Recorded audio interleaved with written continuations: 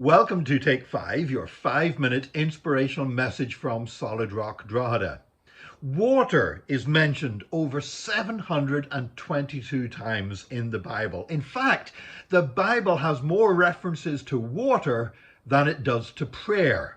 And that's not unusual. I mean, we should expect that because we were talking about agricultural societies where water meant the difference between life and death. And for God to provide water for his people was absolutely essential. Without water, they would have died in the wilderness after the children of Israel departed Egypt. You know, whenever humanity has started new cities and new settlements, water has always been key. You start a city where there's a good water supply, which is why in most of our major towns and cities in Ireland, there's a river flowing through the middle of them.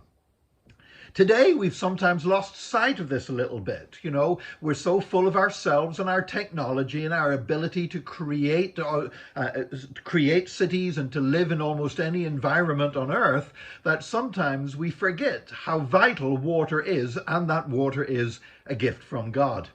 Last month, the US government declared a water shortage on the Colorado River and Lake Mead. Now that caught my attention because I've seen Lake Mead.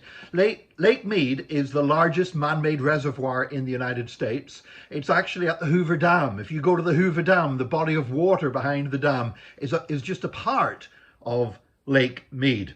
And the water levels has been falling in that reservoir in a quite calamitous way in the last 20 years. If you go to Lake Mead now, you can see on the shoreline, the steep shoreline that goes up from the water, you can see watermarks more than 100 feet up in the air where the water level used to be. There were boat ramps that were built for people to take their boats onto the lake, and now those boat ramps are suspended way, way, way above the water and are no use to anybody. I mean, we're talking a huge body of water, a huge lake. In fact, at the bottom of Lake Mead, there's actually a B-29 super bomber submerged at the bottom of the lake that crashed into the lake during a test flight many years ago. But now there's a water shortage, and the Colorado River that flows out into it and out of it, you know, the Colorado River supplies water for over 40 million people, for example, in Las Vegas and Phoenix.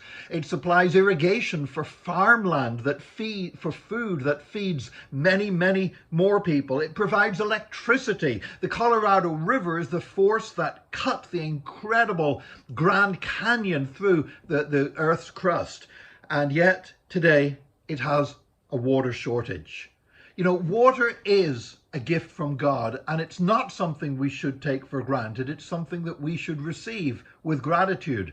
In this country, Ireland, we tend to complain that we get too much water falling from the sky because we complain that it rains all the time. But we do thank God for his gift of water. And of course, as much as we talk about the gift of physical water and how important it is and how we should treasure it and look after it, the Bible also uses water in a much more spiritual sense. In John chapter 4 and verse 14, when Jesus was asking the woman at the Samaritan well to give him a drink, he then said that he was able to give living water, that those that drank of this living water would never thirst again. I just pray this, that all of our technology and all of our population explosion and everything that we're doing to this planet, even while it degrades the physical water supply in many parts of the world, I pray that we will never lose sight of our spiritual water supply. The Holy Spirit himself causes streams of living water to flow out from within us according to Jesus. And I pray that today you and I will live with that vital connection to the Holy Spirit, that he will flow through us today, that we will not become dry. I pray that today, thank God for your physical water that you have, but seek that living water to continue to flow through you day by day. May God bless you. Join us next time for another Take 5, your 5-minute inspirational message from Solid Rock Drogheda.